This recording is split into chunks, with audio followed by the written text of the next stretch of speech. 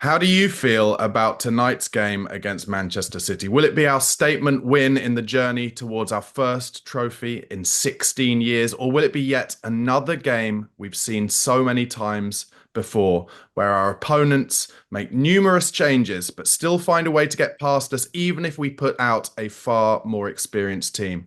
For me, I really fear a stalemate draw leading to a penalty shootout. I can see it all unfolding, and I fear we'll lose that way. But I'm hoping my guest today will tell me I'm being defeatist and too negative, and that we're going to stride forward into the League Cup quarterfinals. Jorri, welcome back to the show.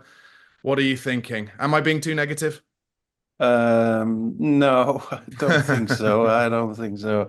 But I will say though that I wouldn't be surprised if we get a strong reaction from the weekend. And of course, what we struggle with this weekend, and maybe also Brighton, is the lack of space to do our thing. I think that won't be the same problem in this game, but I also fear, like you, I can easily see quite a scrappy game also, and ending in penalty shootouts, Yeah. which won't end well for us, I think. So I think yeah. we've all seen a lot of penalty shootouts. I can only remember off the top of my head winning one when we played that mad home game at MK Dons. I think we won a penalty shootout that night, maybe, and Deli Hmm. Ali scored one. Or I could be getting that completely wrong, but that's how I remember it. Um, Hmm. we should reference two things. One, you're in sunny Tenerife. You're enjoying yourself there. Looks Hmm. amazing. I think it's fair to say we're all jealous of that. Yeah, it's nice. It's nice, definitely nice. Yeah. And we should, you mentioned there, obviously, the reaction to weekend. Let's not go back over it completely, but what's your kind of overriding feeling as to why that happened at the weekend? I mean, I think I talked about it in our last video. I think in terms of the squad, they know handball. They know how to play handball. They know what they need to do.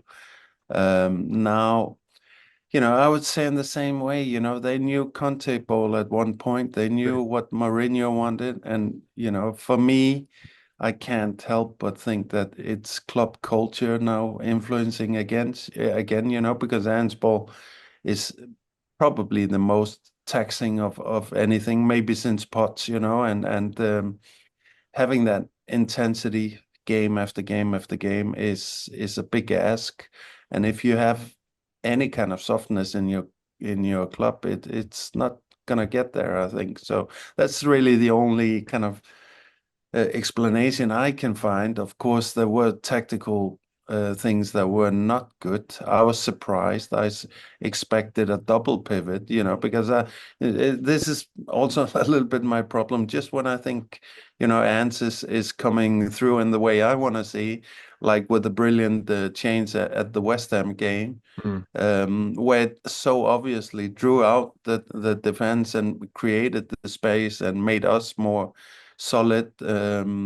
So I thought it was a no-brainer. I thought we should have known that we would be facing similar kind of problems with the Crystal Palace, and he would go with a double pivot from the start. But and then I thought he will for sure in the halftime change it to a double pivot, and it didn't happen either. So I don't know what to say anymore, really, Mhm. other than I think the whole mentality thing, yes, but I think mentality is maybe putting too much on the players. We have to ask why does this mentality keep coming up, manager after manager, and I think that's down to culture There in our was there club. was Joey though a period, wasn't there, in the Pochettino days where suddenly we changed from being the lads it's Tottenham into Yeah. actually being a double hard team who opponents not only didn't want to face because of the football we played, but also because we were a bit nasty and we did know how to do Mm. the dark arts bit. So it can kind of change relatively quickly. But what can Ange put in place so that the next time we do go to an away game against a team who are going to get in our faces? That we can stand up to it. Yeah, I think you're right, and I actually think that's how it's most likely to change. It's just with time, and Ants has been talking about that. Once again, he didn't do himself any favors about talking about winning every second season and all of that, Mm. because that's not giving yourself time. And but I do think these guys will eventually learn that the hard work will reap rewards. But I fear that timeline is too long for this club and for this sport. I don't think we will have that kind of development arc as we did with Poch. I think there will be too much drama before that, but I hope so. I mean, like Ants actually said it in his presser recently, that there's two ways of going about finding maturity and leadership. One is to buy it, and the other one is to develop it. That's right. And we're clearly going the development route. I'm up for the wait, but um, I But is don't. Daniel Levy? Yeah, it's Daniel Levy, and to be honest, Barnaby, I kind of feel like, the guys like me that are kind of skeptical, like by default, maybe Mm. with everything always.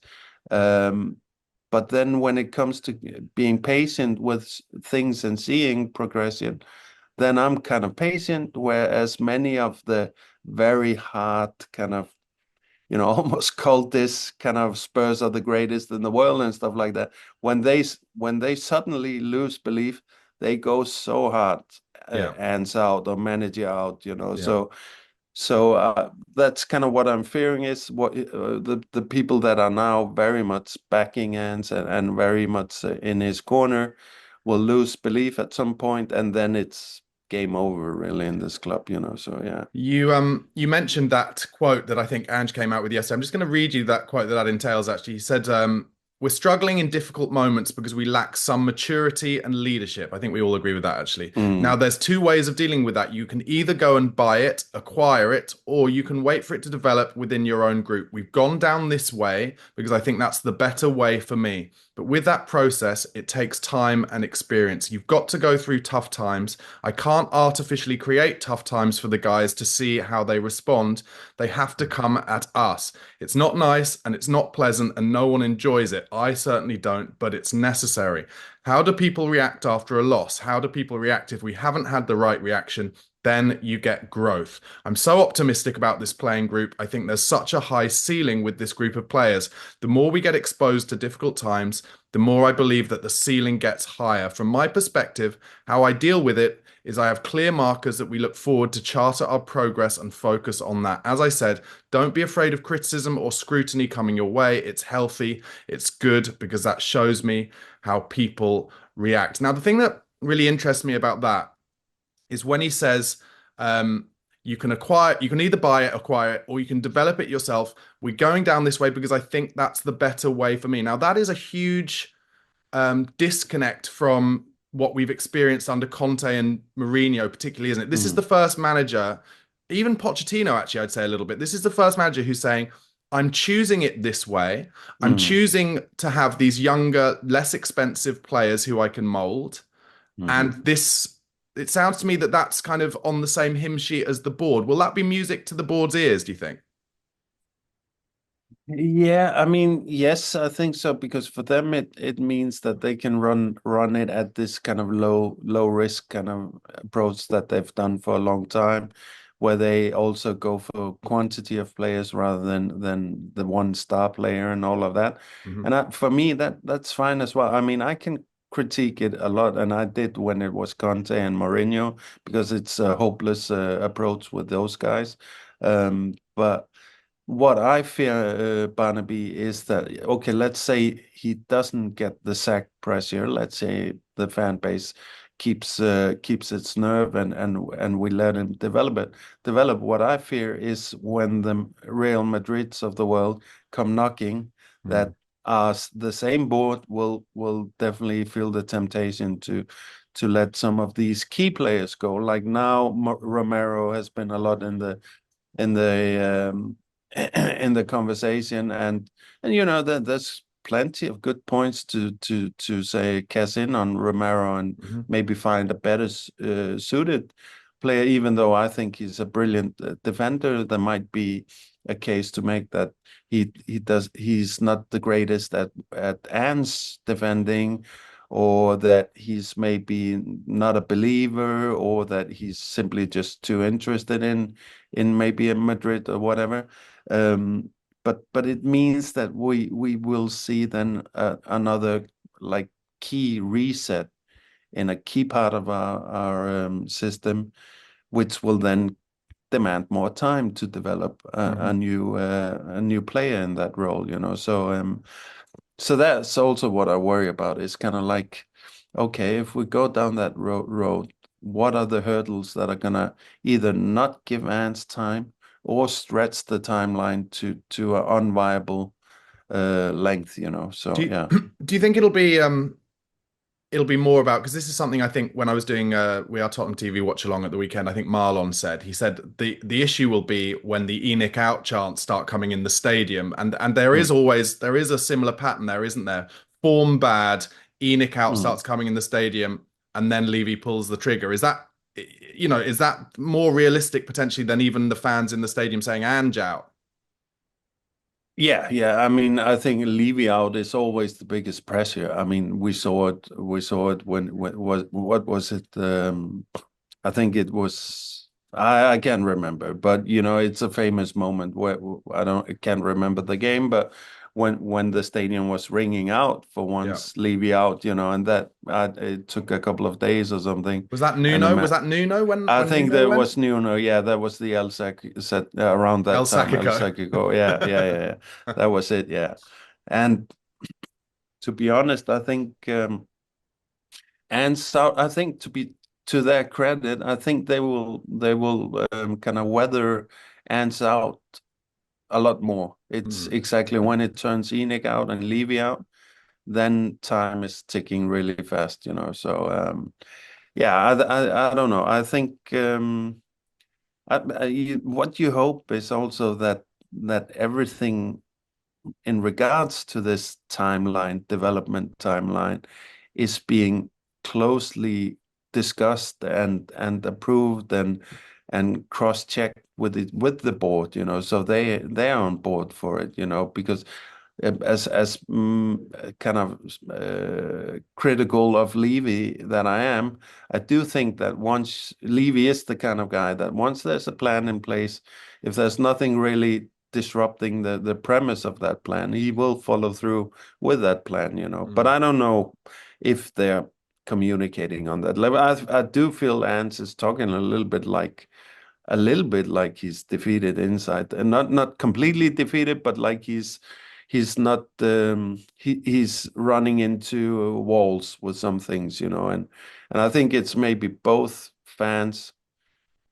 squad and board, you know. Is So is that something you felt from the quotes where he talked about after Ten Hag was sacked, and he yeah, talked to, exactly. yeah, That was a really clear one there. I thought, you know, it's kind of like not to be not that I'm gonna say he was feeling sorry for himself or making excuses or anything, but it felt like he was identifying a little bit too strongly with the Ten Hag situation, which kind of is a red flag for me, definitely. So yeah.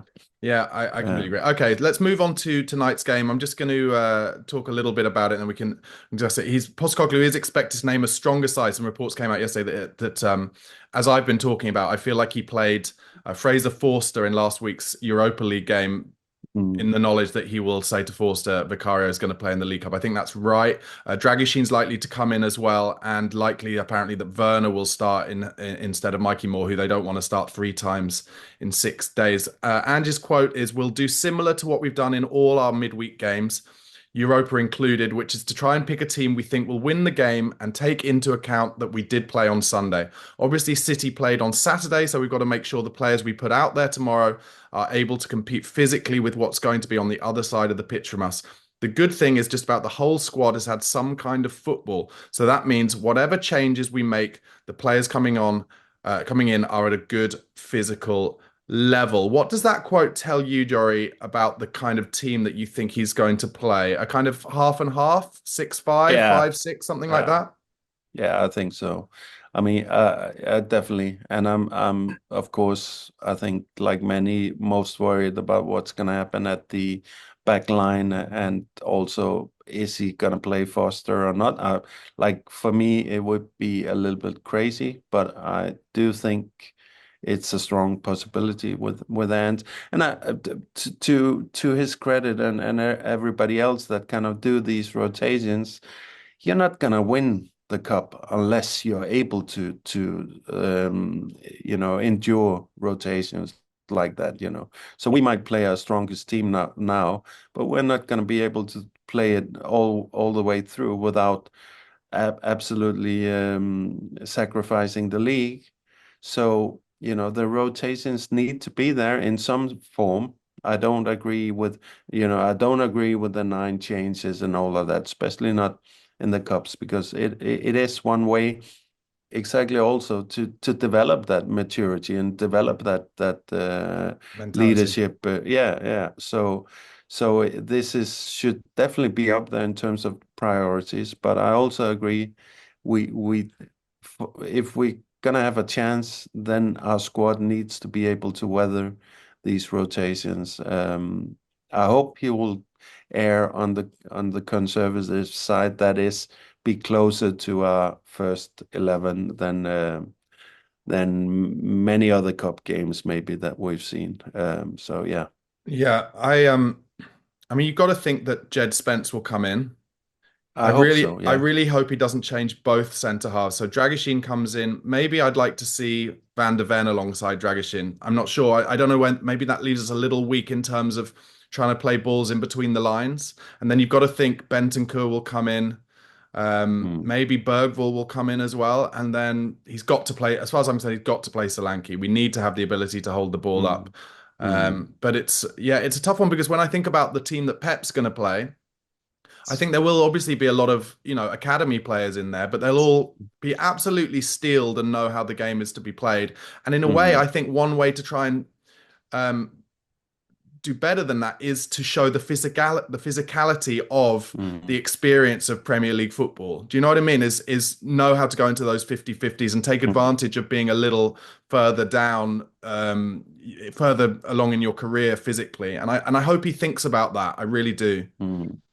Yeah, I agree there, and I think if we go through that, who do we have there? Yeah, Dragusin is maybe all right for that. Jet Spence definitely is gonna kind of show up in that role. Bentancur would Bentancur, be yeah. the right six for that for sure. But then after that, it's not that many, and many people have now been kind of wants to go back to the weekend. Many people have been now talking about, this would be a game where Pierre Højbjerg would have really helped out and stuff like that. Yeah, and it's true. Yeah, this when you get into these gritty scraps, what are you gonna do? I don't think we'll have anywhere near the same gritty game that we did this weekend, but I'm sure it's gonna be a fight anyway. Well, My don't only forget, don't prop. sorry to interrupt, but don't forget Man Yeah. City when we played them in the cup last year at home, they made it into a bit of a scrap actually. Yeah, and that's the thing. I mean, that's maybe that's one of Pep's legacy is also to get these superstars to always find the grit and fight, and uh, but also, I mean, even if it goes in the best possible way for us, that 60th minute, he puts on Foden, he puts on Haaland, he puts, Yeah. and he can Silva, yeah. just completely, but also to our credit, these are also, I mean, we've played that first team many times, and this is maybe when we find the most spirit and fight and mentality in our squad. So hopefully that's the balance. You gotta have the players in there that will actually get a rise out of playing a difficult team like that. And they need to drag on the more inexperienced players and Okay. and lead them. Um, I would Right. say in terms of the back line, I could also see maybe like he did with I can't remember the game, but having actually Romero play the left center back and Dragozin play the right center back. That actually worked pretty well. It wasn't Mm. the worst thing. Um, yeah, so there's options there, but I don't know. I mean, also, what are we doing on the right back? Is that just Well, is it the Porro will play and then Spence will play instead of Udogie, who's played more of these yeah, games, that's hasn't what he? I think is more likely because Udogi is having a tough time now, Mm. and Porro is Porro. He's good and been one of our better players. But then come the weekend, like it's a big ask to It let is. Porro play so much. So It is. yeah. Ange was also asked about, the ever demanding question of, what's more important, the league and the cup. So I'm going to give some quotes that he gave on this, and then let's discuss, what you think about it, but also Mm, what you think he thinks about it, and also maybe whether these managers, when they come in at Spurs, whether they literally get it written into their contracts or are told by Daniel Levy that the Carabao Cup is not as important as top four, mm, because there does seem some pattern in that. But Anne said this. He said, "In my mind, they go hand in hand. I'm not a supporter of this club. I'm the manager of this football club, and I'd hate to think that any supporter thinks that I try harder in one game than another.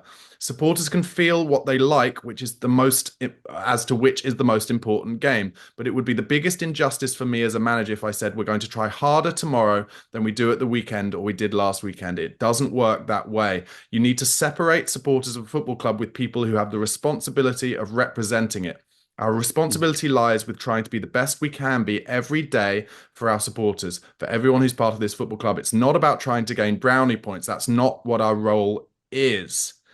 Um, so what's he saying there, do you think, Jory? I think he's kind of covering his back a little bit in terms of, if we don't win tomorrow night or tonight as it is now, then, mm, it's not because well, if we don't win in this League Cup game against Manchester City, I haven't said the cup is most important to me, so it kind of doesn't make me look mm. worse. Does that make sense? Mm. Yeah, yeah, yeah. I do think it's a bit of that, and also, I mean, I do actually think it's a slight insult towards fans, But I also kind of agree with him. Yeah, of course, fans have opinions without responsibility, and that's one of the privileges of fandom is to be able to sit back without having to answer for any of your calls, and Ans, of course, needs to answer for the whole season, every composition, and all of that. And I also agree that that we can't just kind of throw one competition, down the toilet to be more successful in another one. Um, However, I don't think it's that. I think he's maybe making a kind of simplified version of what kind of is the fan demand. The fan demand is that we put our resources slightly tilted towards one of the cups, whether it be the F. I think for me, the Europa Europa League. Cup, Yeah. yeah, it would be the one that I would prioritize. And I do feel that's kind of what's going on, We usually play a slightly stronger team there than we would do in the FA Cup or the Carabao Cup, for example. But um, I don't think that anybody's demanding that we throw the league away to get a cup or something No, like that. no. I just think that we've seen so many years where there's clearly been everybody's been played that never gets a minute in the league basically, and they've been started almost as an entire team under different managers. And some managers we know would never do that. They would never take that risk, like Mourinho and stuff like that. And Yeah. then you start thinking this must be from the board or whatever. And I'm not sure whether it's that clear or not, but I do think that you don't walk into the Tottenham boardroom without and leave without understanding that if you're not going to be in and about top four Yeah. in basically every season, you don't have a future in Tottenham. I Yeah. think that's very clear from our club, So No, yeah. I think that's true. Just one thing I wanted to mention before I go on to some more quotes about Ange talking about the league versus the cups is I think Tottenham's best chance. I agree with you that I think we're putting more eggs in the basket of the Europa League, and I think the Hmm. fans would agree with that. So I think we're probably all on the same page of that. But our Yeah. best chance of winning the Europa League, I think, is if in March we've gone and won the League Cup, and suddenly they've got that feeling of Yeah. that winning feeling. They've gone to a big final. There's pressure, and the thing that actually weirdly always surprises me is whichever club wins the League Cup when they win that trophy, the fans and the club and the players and the manager, they love it. Like on the Hmm. pitch, like it's really special. But in all the Yeah. rounds leading up to that final, it's almost as if like, oh, it's only the League Cup. But then suddenly it gets Hmm. to the final, it's massive. And so that's why for me, I hope that Big Ange behind the scenes is like, if you can get to Wembley, if you can get over the line then, and we're still Hmm. in the Europa League at that point, you'd back yourself, wouldn't you, to Hmm. take that momentum forward? Exactly, and I think, that's also another thing. I think for me. First of all, I don't understand playing that, especially the League Cup. Even though I feel like the Cup is historically at least more of Much more, yeah. a shinier trophy than the Yeah. League Cup. But I have to also admit that the League Cup is a cup competition with league teams, so there's nothing to be kind of snubbed at, Yeah. that's a really, really It's money though, important isn't it? win. That's the reason. Yeah, it's the money for sure. That's what the clubs, like the boards of the various clubs, are thinking there.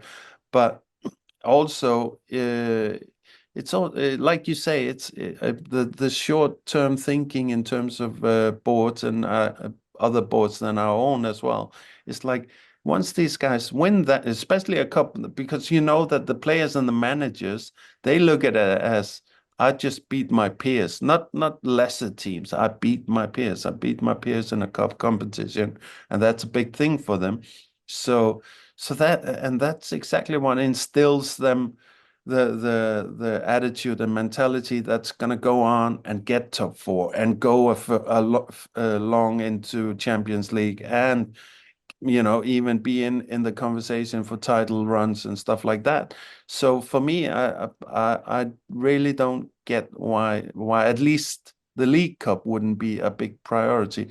The same way I would reference the Europa League. I mean, winning that league, that secures us in Yeah. in the league that we want to, like, The that's Champions League, important yeah. for, yeah, for the board. Then we're in the Champions League. And this year, to be honest, looking at Chelsea and all kinds of other teams, top four is going to be a huge ask. It's not going to be easy. So you could even make an argument, even though cup competitions are never easy. You could make an argument that if you play it really, really shrewdly, as the cup competition that it is, it might be at least as easy and a path to the Champions League as getting top four. So Yeah, I completely yeah, agree. Yeah, I yeah. completely agree. Ange said this on it. He said the league is a better indicator because then you know you're putting yourself in a position to win every week and compete in every competition. That's the only thing you can strive for. You can't guarantee success. No one can, but you can put yourself in a position. If you can put yourself in that position in the league on a consistent basis, I think by extension, you should be strong in the knockout competitions. That's still where I think our most meaningful progress lies. Winning a competition. Is it a positive? Absolutely. Our supporters will love it. It's great for the club. Yes, you get that winning feeling too, but it's not Mm. a panacea. Is that panacea? How do you pronounce that? I don't even know. For I everything, don't know. obviously. And then he says, what's more important for me is that we're getting to a space where we're consistently challenging for all honours. If we're there in that space where big clubs are and where we should be, the rest of that will take care of itself. So hopefully he's saying the same kind of thing, right? Yeah, one thing I would say though to that is that winning cups is a completely different recipe, managerial wise, than winning leagues. And you see, Pep is the most famous example. He was killing the Premier League and couldn't get it over the line with the Champions League. It Yes, is true. completely, you need to be pragmatic in cups, otherwise you're not going to win it. That's just how it goes. And I mean, Ancelotti, if anybody needs proof, he's shown it year and year again. Like when he comes in and they played terribly. Still, they get it over the Get the line, you know. work And done. yeah, And and that's the that's thing that's most frightening about Ange, isn't it? That I'm not it. sure if he's got that in him. No, that's not, at least not as we're not what we've seen yet. You know, we haven't seen yet. Just say no, no. Now we're gonna, and that's also the dark arts and all of that. You know, and but you know, you also you also of course see teams that just get in a moment and then they just blow through these tournaments and cups. You know, so I think that would be the way we would do it. Yeah. But yeah, I don't necessarily see those super pragmatic setups and Uh, tweaks and stuff like that. Yeah. I guess we're going to have to Yeah. beat City 5-0 then. Let's just talk about some Yeah. other team news. He talked a little bit about Richarlison playing on the left. He says, I think Rishi has obviously played a lot of his football on the left, and he's definitely an option there for us and an option through the Mm, middle as well. He's getting some good match minutes now. So hopefully, next couple of weeks, we've still got a good game schedule. Like I said, he's only mm, just getting his season started. So the more we can expose him without overburdening him in the early stages, he'll be able to contribute even more. He said Sonny is almost fit, but unlikely to be able to face City. I wonder if that means maybe he could get on the bench. And then he talked about Odebear, who has had a setback. He says the only other one missing out, which is a disappointment, is Wilson, who has had a setback during the week, and it seems like it's a serious one. So we're just waiting for more information. Um, mm. Jed Spence is back in training. That is pretty devastating about Odebear, I have to say, because that Yeah. again brings right back into play Timo Werner. And one thing I was thinking earlier that I wanted to say, my big fear for tonight is that I think Pep, when he thinks about experienced players he wants to keep on the pitch, will probably play Kyle Walker. And if we see Timo Werner lining up against Kyle Walker, that kind of nullifies what Werner could potentially bring in terms of pace. Mm. Yeah. I mean, I don't know. I mean, it's a good point. That would definitely be kind of like a statement from Pep to start Walker for sure, and it would. I don't think Timo will get a lot of joy there. But like Timo's having a really difficult time. But I would say at the weekend he was even close to being the man of the match He on was our better, squad. yeah, he was. Yeah, because I mean, it's maybe not. Timo was okay, but the rest of the team was so terrible that he actually kind of looked Looked better better than he than was. yeah, yeah, yeah, Yeah, yeah. yeah.